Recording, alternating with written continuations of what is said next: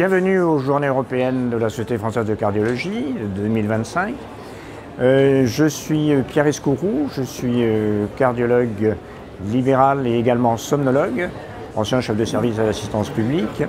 Et je vais dialoguer donc avec le docteur Kébi Sabil, qui est ingénieur et qui s'occupe de validation de nouvelles technologies, avec lequel nous allons parler donc des apports des nouvelles technologies dans le dépistage et le diagnostic du syndrome d'apnée du sommeil.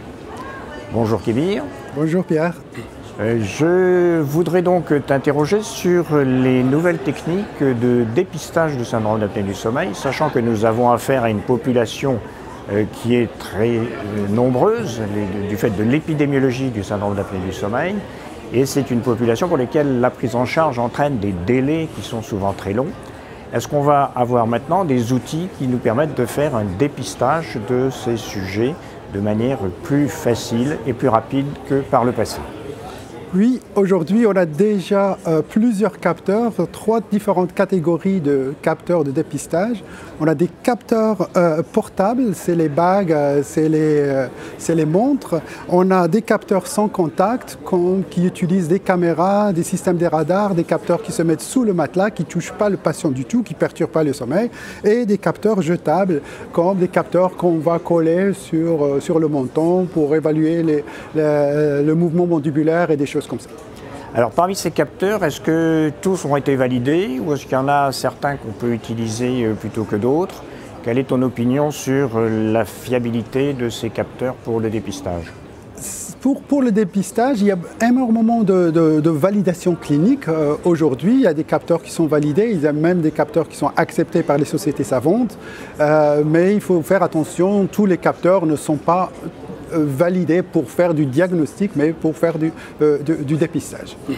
Alors ça, c'est l'aspect dépistage. Sur le versant du diagnostic réel, puisqu'on a besoin souvent d'un examen de confirmation pour pouvoir affirmer la maladie, est-ce que l'intelligence artificielle, par exemple, va nous permettre d'avoir un accès plus facile aux analyses des enregistrements qui sont faits actuellement? Est-ce que c'est déjà le cas? Absolument. Aujourd'hui, l'intelligence artificielle est déjà utilisée pour ce qu'on appelle le scoring ou l'analyse automatique des enregistrements de polygraphie ou polysomnographie. Ça va nous permettre d'avoir un diagnostic beaucoup plus fiable et surtout, ça va nous permettre d'utiliser aussi, d'aller au-delà de l'IH. L'IH, je te rappelle, c'est l'index d'apnée-hypopnée. Exact, exact. C'est celui qui permet de mesurer la sévérité du syndrome d'apnée pour pouvoir appliquer un traitement en fonction des règles de l'assurance maladie. Absolument.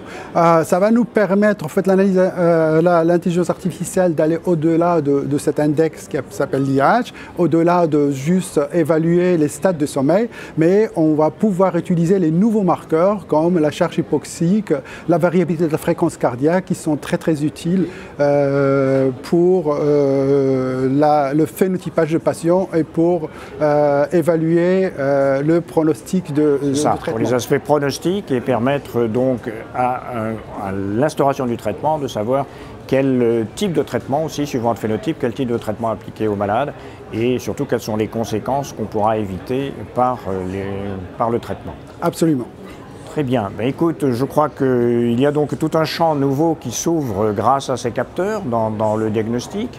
Et il est probable que ces capteurs vont apparaître également et se développer dans l'avenir de manière importante. On n'est encore qu'au début. Il va falloir que les cardiologues s'approprient ces outils, puisqu'ils vont voir arriver au cabinet maintenant des gens avec des résultats sur leur smartphone qu'il faudra critiquer. Et il faudra toujours garder à l'esprit le contexte clinique qui, bien sûr, est indispensable pour interpréter ces données.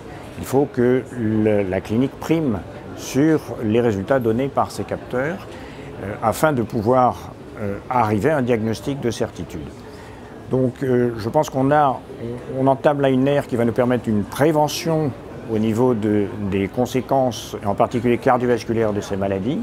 Grâce à ces outils, on aura probablement plus de facilité aussi à suivre les patients pour éviter les complications de la maladie. Je te remercie. Merci.